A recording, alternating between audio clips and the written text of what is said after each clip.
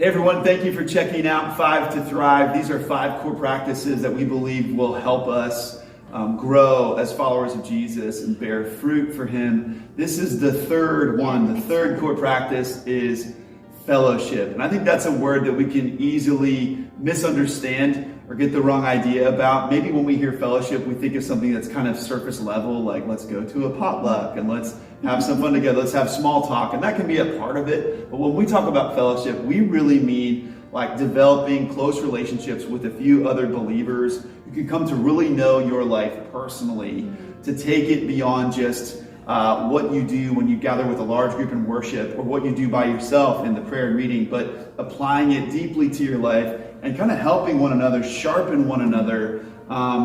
Fellowship in the church is meant to be something that helps us become more like Jesus, and that means that it's going to be a really wonderful time and sometimes a challenging time. But I just think that this can be one of the most untapped resources in our Christian walk. Like for me personally, totally like the greatest catalyst in helping me to grow as a believer in these past 5-10 years has been like some really deep fellowship with a few other believers, some brothers in Christ who have like sharpened me, who I've been able to confess to, who I've been able to pray with. We get so much encouragement that I don't think I would be where I am today without that. So I really want to encourage you to find a way to do this in your life. Yeah, over the past year and a half or so, I've been involved in a really awesome band where we just come together and we just pray for one another. We talk, we share what's going on in our lives, and it's really just about doing life together and having people around you that you feel comfortable sharing the nitty-gritty with, the stuff that maybe you don't feel comfortable sharing with other people,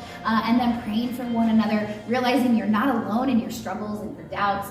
This band has been really cool, especially because it was during such a pivotal time when we weren't able to gather in person. And this band has transformed, and it looks like different things. Right now it's more of a Bible study where we're looking at different books of the Bible. Right now we're in Proverbs, and it's just been really cool to unite with other women and support one another, which I think we can do more and more of. And that is something that as Trinity Church we're looking at doing more of in 2022, doing more discipleship groups, more fellowship times where people can come together in the form of small groups and they can meet and really go deep with one another. Right.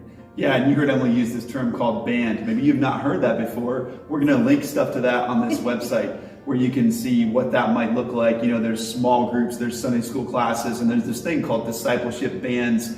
We have a lot of different options you can check out like that, but we're trying to build up even more. If you want to help us with that, reach out to our church office because we're going to be looking for new small group leaders in the year to come and try to start a lot of opportunities because, again, we think that fellowship is such a key part of being able to thrive in Christ.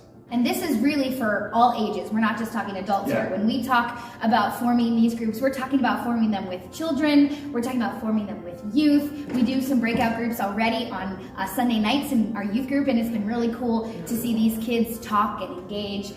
So we're looking at doing this across the board with all ages, doing these groups and studies together.